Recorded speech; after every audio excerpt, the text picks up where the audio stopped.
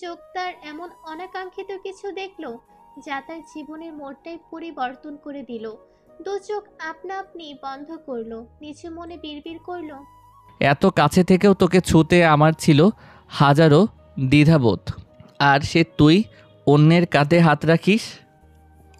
এই দৃশ্য দেখার জন্য আমি এতকাল অপেক্ষা করেছি। দু চোখে জল চিকচিক করছে তখন। বাইক ঘুরালো হাসপাতালের দিকে। হাসপাতালের করিডোরে পা রাখতেই মুঠোফোনে টুংটাং শব্দ তুলল। জরুরি কারো মেসেজ ভেবে স্ক্রিনে চোখ বোলালো। প্রায় ডজন খানেক ছবিতে ভর্তি তার হোয়াটসঅ্যাপের ইনবক্স। একটা ছবিতে ক্লিক করতেই দেখলো পৌশির হাস্যোজ্জ্বল মুখশ্রী। পাশে বসা সাফওয়ানের অপলক দৃষ্টি তার উপর। বাকি ছবি দেখার ইচ্ছে হলো না আর। টেক্সট আসলো তার একজন বন্ধু থেকে। তোর কাজিনের সাথে সাফওয়ান ডেট করছে, আজকে বিকেলে দুজন একসাথে ঘুরছে দেখলাম। পরিবর্তে তার সেই বন্ধুর কোনো রিপ্লাই দিল না সে। কদম বাড়ালো হাসপাতালের ভেতরে। ততক্ষণে কেবিনে কান্নার চাপা গুঞ্জন শোনা গেল। তার দাদা চান সদ্য প্রয়াত হয়েছেন। আরব দাদার মাথার পাশে দাঁড়ালো, আচমকায় চোখের জল গড়ালো। কিন্তু এই জল তার সদ্য বুকের ভেতর থেকে জমে থাকা সেই কষ্টের, নাকি সদ্য প্রয়াত হওয়া তার দাদার জন্য বোধগম্য হলো না। সন্ধ্যের ক্ষীণ আলো ছড়ানোর আগেই বাসায় ফিরল পৌশি। বাসা খালি তখন। সে বাসায় পৌঁছানোর কিছু সময় বাদে মাসুদের মরদেহ নিয়ে আসা হয়। মাসুদকে নিয়ে ব্যস্ত বিধায় পৌশির দিকে কারো নজর ছিল না। দাফন সম্পন্ন হলো রাতের বেলায়। বাড়ির ভেতর থমথমে অবস্থা, কিন্তু এর ঠিক 4 দিন পর আচমকাই কাউকে কিছু না জানিয়ে আরাব উড়াল দিল কানাডার উদ্দেশ্যে। কারো জানা হয়নি আরাব আচমকা কানাডা কেন চলে গেল। গৌরব ছেলেকে অজস্র প্রশ্ন ছুড়ল, কিন্তু আরাব প্রতিবারই নিরুত্তর। ছেলের জবাব না পেয়ে শেষে বাধ্য হয়ে সেও পরিবার সহ কানাডায় পাড়ি জমালো। আরাবের দেশ ছাড়ায় পৌশি বেশ অবাক হয়েছিল, কিন্তু জিজ্ঞাসা করার মতো কোনো সুযোগ ছিল না তার। তাই তিতলিকে জিজ্ঞাসা করেছিল একদিন সে কিছু জানে কিনা, কিন্তু জবাবে সে যা বলল তাতেই বাকরুদ্ধ সে। এরপর কতবার চেষ্টা করেছে সে আরাবের সাথে কথা বলার, কিন্তু আরাব কথা বলেনি আর। তবে যাওয়ার আগে একটা চিরকুট রেখে গিয়েছিল তার বইয়ের মধ্যে। আমি তোকে সবচেয়ে বেশি ঘৃণা করি পৌষ মাস। ছোট্ট এক বাক্য, কিন্তু এই বাক্যের ব্যাখ্যা আজও তার কাছে নেই। কেন তার আরাব ভাই তাকে ঘৃণা করে? বর্তমান। কলেজ শেষ করে মাত্রই বাসায় ফিরল সৌরভ। মুখে উৎকণ্ঠার ছাপ। মাঝে মাঝে তার নিজেকে মনে হয় সে মহা অন্যায় করেছে। একজন প্রফেসর হয়ে নিচে আইন ভেঙেছে। এমনটা না করলেও পারত। বাসায় এসে বিছানায় গা এলিয়ে দিয়েছে। বড্ড অপরাধী লাগছে এখন। সে যদি সময় মতো বুঝতো তাহলে এর খেসারত তার মেয়ে আজ দিত না। এক হাত কপালে রেখে চোখ বন্ধ করে রেখেছে। গায়ের কাপড় বদলানো হয়নি তার। চোখ বন্ধ আর পা দুখানা বিছানার বাইরে ঝুলছে। স্বামীর এমন দৈন্যদশা দেখে প্রিয়া অবাক হলো বেশ। হঠাৎই এমন লাগছে কেন তাকে? শরীর খারাপ করেনি তো? আজকাল রাতে ঠিকভাবে ঘুমায় না, খায় না। সারা দিন কী সব চিন্তা করে সে বোঝে না। স্বামীর শিয়রের পাশে বসলো, নরম সুরে জিজ্ঞাসা করলো, কি হয়েছে, শরীর খারাপ করছে? সৌরভ কপাল থেকে হাত সরালো প্রিয়ার কথা শুনে। দীর্ঘশ্বাস বেরিয়ে এলো হঠাৎই। কেমন অসহায়ত্ব তার চোখে মুখে। বলে উঠল, সরি প্রিয়ারানী, আমার ভুলেই আমার মেয়েটা কষ্ট পাচ্ছে। ভবিষ্যতের কথা ভাবা উচিত ছিল আমার। বড্ড অন্যায় হয়ে গেছে মেয়েটার সাথে। জানে তার স্বামী কি নিয়ে কথা বলছে, কিন্তু এটা নিয়ে এত চিন্তিত হওয়ার কি আছে তা বুঝতে পারল না। এমনটা তো হয়নি। মেয়েকে বিয়ে দিয়েছি, সংসার করার পর তার বিয়ে ভেঙে গেছে। ছোটবেলায় মজার ছলে করা বিয়ে নিয়ে এত কষ্ট পাওয়ার কি আছে? সৌরভকে সান্ত্বনা স্বরূপ বলল, তুমি এত কষ্ট কেন পাচ্ছ? ছোটবেলায় ওরা অবুঝ ছিল, এখন প্রাপ্তবয়স্ক দুজন।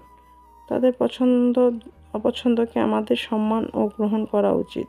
তাই আরাপের সিদ্ধান্তকেও আমাদের গ্রহণ করতে হবে। বিছানা ছেড়ে তড়িৎ উঠে বসলো সৌরভ। মলিন গলায় বলল, বিষয় পছন্দ অপছন্দ নিয়ে নয় প্রিয়ারানী, আরবের এঙ্গেজমেন্ট হয়ে গেছে গতকাল। মেয়েটার বাড়ি নেত্রকোনায়। মেয়ের পরিবার চাচ্ছে দেশে বিয়ের অনুষ্ঠানের আয়োজন করতে, তাই আরাপ আমাকে কল দিয়েছে। আমি অবাক হয়েছি তার কথা শুনে। তখন জবাব দিলাম, তোমাকে অনুমতি দেওয়ার আমি কে? সে বিনিময়ে বলল, ছোট পাপা, আমি কি তোমার ছেলে হিসেবে দেশে আসার অনুমতি পেতে পারি? কারণ তুমি আমার ছোট পাপা। তোমার আশীর্বাদ আমি চাই। প্লিজ অনুমতি দাও, নয়তো দেশে আসা হবে না আমার। আমার কিছুটা রাগ হলো তার কথায়। আমি বললাম, তোমার বাড়ি, তোমার দেশ, আমি কেউই নই তোমাকে অনুমতি দেওয়ার। নিজের দেশ আসতে কারো অনুমতির প্রয়োজন হয় না, চলে এসো। আরব শুনে বোধহয় হাসলো। তখন তখন বলল, আমি প্রত্যুত্তরে আমি প্রত্যুত্তরে আর কিছুই বলিনি। কেমন যেন লাগে আজকাল, সব কিছু কত দ্রুতই পরিবর্তন হয়ে যায়, তাই না প্রিয়া রানী? যাও, সমস্যা নেই, তবে সাবধানে থেকো। পরিচিত অপরিচিত থেকে অনেক ছেলেগুলো আসবে, তাদের থেকে দূরত্ব বজায় রেখো। মেয়েটাকে যেতে দাও। আমাদের সাথে গাড়িতে ওঠো, জলদি ওঠো, ভয় পাওয়ার কিছু নেই। আমি পরশকে কল দিয়ে বলবো তুমি আমাদের সাথে আছো। প্রিয়া সৌরভের সব কথাই শুনল। আপাতত দুশ্চিন্তা মুক্ত রাখতে হবে নিজের স্বামীকে, তাই মুখের কোণে কৃত্রিম রাগের প্রতিফলন ঘটালো, যাতে বাহ্যিক চিন্তাগুলো থেকে বেরোতে পারে দ্রুতই। সৌরভকে ফ্রেশ হতে বলল আগে, পরে তারা এ নিয়ে কথা বলবে। সৌরভ কোনোভাবে উঠল নিচের ক্লান্ত শরীর নিয়ে। উদ্দেশ্য ফ্রেশ হওয়া। পরন্ত বিকেল। সাজ সাজ রব তাদের পুরো ভবন জুড়ে। চতুর্থ তলার এক ভাড়াটিয়ার মেয়ের বিয়ে উপলক্ষে পুরো ভবন কৃত্রিম সাজে সজ্জিত হয়েছে। সৌরভদের পুরো পরিবার আমন্ত্রিত সেখানে। বিকেল হতেই তাদেরও ডাক পড়ল সেই বাসায় যাওয়ার জন্য। প্রিয়া অবশ্য একবার ঘুরে এসেছে। নাজমা হাঁটতে পারে না এখন, তাই যাওয়া হয়নি। পূর্ণি সবার আগে পৌঁছে গেছে তাদের বাসায়। আনন্দ আর হইচইয়ের মাঝে ডুবে আছে সে। পৌষে এসব থেকে একটু দূরেই থাকে, কেমন যেন লাগে তার। গিজগিজ করা মানুষ তার একদমই পছন্দ নয়। শান্ত পরিবেশ নেই বিধায় এসব অনুষ্ঠান থেকে সে দূরেই থাকে। তার এত হইচই ভালো লাগে না। তবে আজ থেকে যেতেই হবে। বিয়ের কোণে তার 1 বছরের সিনিয়র অনেক অনুরোধ করেছে তাকে যাওয়ার জন্য, তাই ভাবলো আজকে যাবে সে। আর কত ঘরবন্দি থাকবে, কি লাভ নিজেকে এত কষ্ট দিয়ে। এবার থেকে সে আর চুপচাপ থাকবে না, হাসি খুশিতে থাকবে। তার বাবার হাসিও তার কারণে মিলিয়ে গিয়েছে, তাই বাবার মুখের হাসিও তার ফিরিয়ে আনতে হবে। এবার থেকে সে হাসি খুশি থাকবে। যদিও তার মায়ের নিষেধাজ্ঞা নেই, তবে তার বাবার অনুমতি লাগবে। অনুমতির জন্য সে তার মায়ের রুমে গেল। দেখল তার বাবা মা দুজনই আলাপচারিতায় ব্যস্ত। কী নিয়ে কথা হচ্ছে তার জানা নেই, তবে মায়ের কাছে তার ইচ্ছের কথা জানালো। প্রিয়া কিছু বলার আগে সৌরভী বলে উঠল, পৌষী বাবার কথায় সায় জানিয়ে নিচের রুমে ফিরল। যাক, তার বাবা অনুমতি দিয়েছে। সে হলুদ রঙা জামা পরল, সাথে ম্যাচিং করা পাথরের গহনাদি। বেরোবার সময় নাজমা দেখে ভীষণ অবাক হলো। নাতনিকে এমন সাজে মনে হয় অনেক দিন পরে দেখেছে সে, তাই ভূত দেখার মতো চমকে উঠল। বলল, এত সাইজা কোথায় যাও? আজ তো পাত্রে লান লাগাইবা বইন। পৌষী নিজের দাদুর কথায় আলতো হাসল, জবাবে বলল, তোমার তো খুশি হওয়ার দরকার, নাতনির বিয়া খাবা। নাজমা জহুরে চোখে পর্যবেক্ষণ করলো। এসব কি সত্যি তার নাতনি বলেছে না অন্য কেউ? যে বিয়ের নাম শুনলেই খেপে যেত, কিন্তু আজ গলার সুর এত নরম। ব্যাপারটা ঠিক হজম হলো না তার। পুনরায় জিজ্ঞাসা করলো, তাইলে জলদি আমার বইনের বিয়া খামু। পৌষীর মুখে তখনও মৃদু হাসি। বেরিয়ে যেতে যেতে জবাব দিল, ভাগ্যে থাকলে খেতেও পারো, এ আর এমন কি। পৌষীকে দেখে বিয়ের কোণে বেশ অবাক। সে ভেবেছিল হয়তো পৌষী আসবে না, কিন্তু সত্যি যে এসেছে তাতেই খুশি সে। হলুদের অনুষ্ঠান শুরু হতে বেশি বাকি নেই। নিফাকে তখন সাজানো হচ্ছে হলুদের জন্য। তার বড় বোন নীলা রুমে এসে দেখে পৌষী একপাশে চুপচাপ বসে আছে। হলুদের সব মেয়েরাই শাড়ি পরেছে, শুধু পৌষী ছাড়া। পূর্ণিও শাড়ি পরে ঘুরছে। নীলা কিছু একটা ভাবলো। সে সবুজ আর হলুদের মিশেলে জামদানি একটা শাড়ি নিয়ে পৌশিকে তার কাছে ডাকলো। পৌশি ভেবেছিল কোনো প্রয়োজনে হয়তো তার ডাক পড়েছে, কিন্তু এসে দেখে তাকে শাড়ি পরার জন্য তোড়জোড় শুরু করে দিয়েছে। সে মুখে না বলে ফেনা তুললেও নীলা তার কোনো নিষেধাজ্ঞাই শুনল না। শাড়ি পরিয়ে চুলগুলো খোলা ছেড়ে তার সাথে চুলের মাঝে বেলি ফুলের গাছরাও পরালো। পরানো শেষে নীলা এক পলক পৌশিকে দেখল। বেশ সুন্দর লাগছে তাকে, অথচ পৌশি লজ্জায় শেষ। সে এতটাও সাজবে তা ভাবেনি। স্টেজে ডাকা হলো সবাইকে। কোণের পিছু পিছু সবাই আসছিল। পৌশি কিছুটা দূরত্বে দাঁড়িয়ে হাঁটছে। নিফাকে স্টেজে বসানো হলো। সবগুলো মেয়ে সামনের চেয়ারে বসলো। পৌশি সেখানেও দূরত্ব বজায় রেখে একটু পেছনে বসেছে। তাদের ছাদেই হলুদের অনুষ্ঠানের আয়োজন করেছে। চেয়ারে বসে সে কিছুটা হাঁসফাঁস করছে। এভাবে তার শাড়ি পরা হয় না, আবার লজ্জাও লাগছে। এত কিছুর মাঝে নিজেকে সেভ রাখার চেষ্টা করছে কিছুটা। আশেপাশে একবার চোখ বোলালো। গিজগিজ করছে পুরো ছাদ। এদের মাঝে দুটো মেয়ে আবার তাদের ক্রাশ নিয়ে কথা বলছিল। সে প্রথমে মনোযোগ দেয়নি, পরে ভালো করে শুনলো তাদের কথা। একজন বলছে এমন ছেলে সে আর কখনোই দেখেনি, এই প্রথমবার দেখেছে। ছেলেরাও এত সুন্দর হয়? সে তো প্রথম দেখায় প্রেমে পড়ে গিয়েছে। পৌশি অবাক হলো না। মেয়েরাও আজকাল ছেলে দেখলে এত ঢং শুরু করে দেয়। কী সব ক্রাশ নামক বাস খায়। তার এসব শুনতে বেশ বিরক্ত লাগে। এই মেয়েগুলো পারে না ছেলেদের গায়ে উঠে যেতে। না পেরে নিজেই উঠে চলে গেল চেয়ার ছেড়ে। নিজে মনে কিছু অশ্রাব্য বাক্যও ছুড়ল তাদের উদ্দেশ্যে, কিন্তু যাওয়ার সময় তার চোখ পড়ল ছাদের এক কোণে, ছাদের বাগানের সেদিকেই। আগে অবশ্য তাদের বাগান আরো অনেক সুন্দর ছিল, কিন্তু ইদানিং এর সৌন্দর্য কমেছে দ্বিগুণ। আগের মতো যত্ন নেওয়া হয় না আর। সেও আসে না, তার বাবাও সুযোগ পায় না। তাই ধীরে ধীরে এই ছাদের বাগানের সৌন্দর্য কমে গিয়েছে। কিন্তু এখানে কোনো এক মানব অবয়বকে দেখে সে থমকে গিয়েছে। খুব চেনা পরিচিত মনে হলো। তবে নিজের ভ্রম ভেবে উড়িয়ে দিল। আর যেই হোক, সে লোক এখানে কেন আসবে? বাসায় এসেও স্বস্তিতে নেই পৌশি। ভেতরে প্রবেশ করে মায়ের প্রশ্নের সম্মুখীন হলো, পূর্ণিকে ছাড়া কেন এসেছে। সে কিছুটা বিরক্ত হলো। তার বোন না আসলে জোর করে নিয়ে আসবে নাকি? কিন্তু তার মা উল্টো ধমক দিল, অন্তত তার বোনের আশেপাশে থাকতো এখন। একা আসার কি দরকার ছিল? পৌশি মায়ের এসব প্রশ্নের জবাব না দিয়ে নিজের রুমে ফিরে গেল। প্রিয়া মেয়ের আচরণে ক্ষুব্ধ। ছোট বোনকে রেখে কেউ এভাবে বাসায় আসে? নিজেই ছুটে গেল ছোট মেয়েকে নিয়ে আসার জন্য। গায়ের শাড়ি পরিবর্তন করে শুয়ে পড়ল পৌশি। ঘুম নেই দু চোখে, কেমন যেন অদ্ভুত অনুভূতি হচ্ছে। রাত হলে নিজেকে নিয়ন্ত্রণ করতে পারে না। অতীত তাকে কুরে কুরে খায়। ছাদ থেকে মিউজিকের মৃদু শব্দ ভেসে আসছে। শব্দের মাত্রা কম হলেও কর্ণকুহরে ঠিকই স্পষ্ট পৌঁছে যাচ্ছে গানের সুর। ঘুমন্ত পৌশির বিছানায় বসা এক মানব অবয়ব। ঘরের বাতি নিভানো, কিন্তু জানালা দিয়ে উকি দেওয়া সড়কের সোডিয়াম আলোতে ঘর কিছুটা আলোকিত। সে আলোতে মানব মূর্তি কিছুটা স্পষ্ট হলেও তার মুখ তখনও অস্পষ্ট। কিন্তু তার কাছে সেই মানব যেন খুব পরিচিত, খুব কাছের কেউ। ঘুমন্ত পৌশি চোখ বন্ধ করেও তাকে অনুভব করছে। তার অস্পষ্ট শান্ত নিবিড় দু চোখ যেন হাজার আকুতি। তার শিয়রের পাশে বসে তার মাথায় হাত বুলাচ্ছে। আচমকা তার এক হাত টেনে নিচের বক্ষপিঞ্জরে চেপে ধরল। সেই মানবের বিড়বিড় করা অস্পষ্ট শব্দগুলো পৌশি শুনতে পেল। আমি ফিরে এসেছি আগের মতো, এবারও কি আমায় ফিরিয়ে দিবি?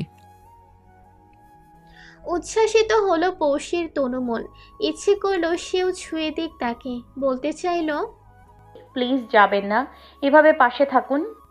তার দোগালে হাত রাখলো সে মানব। বলল, আমার দিকে তাকাবি না? রাগ করেছিস? সহসাই পৌশির বন্ধ দু চোখ থেকে এক ফোঁটা জল গড়িয়ে পড়ল চিবুকে। নিজের সাথে নিজেই যুদ্ধে করছে। এই চোখ খোলা যাবে না। খুললেই তো হারিয়ে যাবে। সে তো রোজই স্বপ্নে আসে, শুধু নিভৃতেই বিচরণ করে সেখানে, আলো ফুটতেই আবার হারিয়ে যায়। আজ না হয় এভাবেই রাত কাটিয়ে দেবে সে। দু চোখ খুলেনি সে, কিন্তু সে মানব নাছর বান্দা। পৌশিকে একান্তই কাছে টানলো, বক্ষপিঞ্জরে বন্দি করতে করতে ব্যাকুলতা তার মাঝে। পৌশিও লজ্জায় গুটিয়ে গেল, না চাইতেও এবার দু চোখ মেলে তাকালো, কিন্তু যা দেখলো তাতে মনটা ব্যতীত হলো আরও একবার।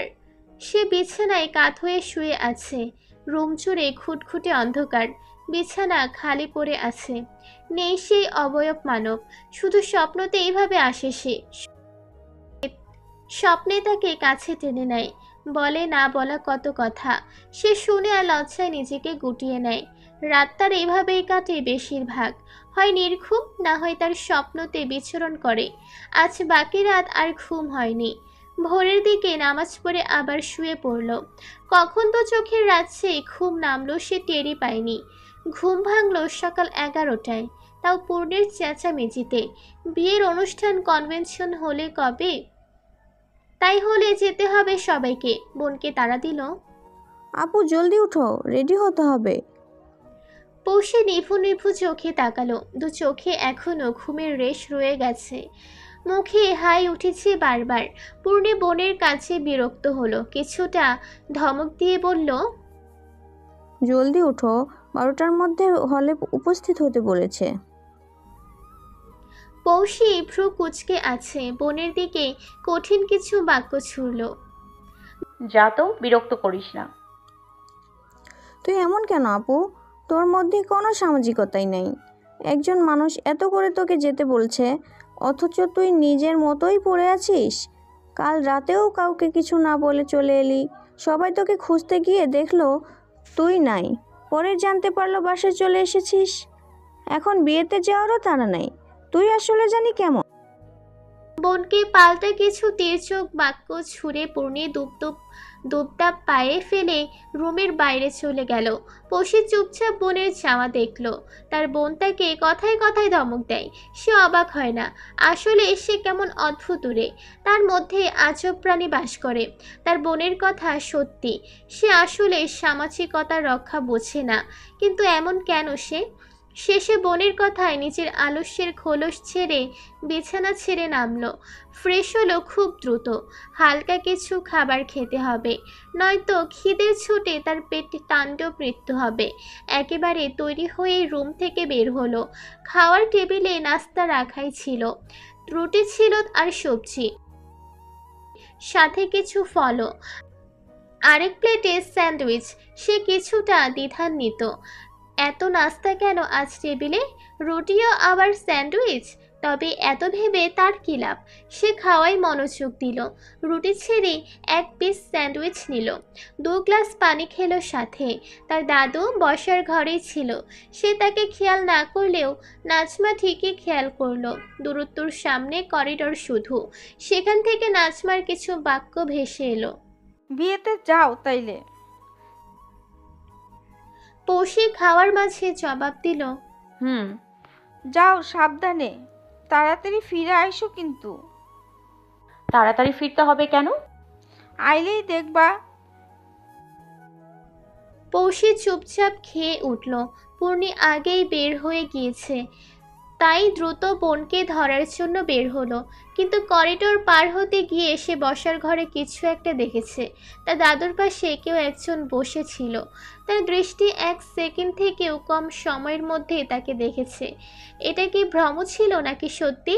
সে কি একবার বসার ঘর দেখবে, নাকি কাউকে জিজ্ঞাসা করবে? তাদের পরিবারের শুধু সে আর পূর্ণি যাচ্ছে, শুধু তার বাবাও বাসায় নেই। বাকিরা কেউ যাচ্ছে না কেন? কিছু প্রশ্ন ঘুরপাক খাচ্ছে তার ছোট্ট মাথায়। নিজের কৌতূহল দমিয়ে কয়েক মিনিট পর ফিরে এলো বাসায়। বসার ঘরে নিজের দাদুর মুখোমুখি হলো সে। নাজমা নাতনিকে ফিরে আসতে দেখে ভীষণ অবাক হলো, বলল, ফিরে আইলাকা? দাদু তোমরা কেউ যাবে না? নাজমা মাথা নাড়িয়ে বলল, না। কিন্তু কেন দাদু? মেহমান আইব আজকে। কে আসবে? আইলেই দেখবা।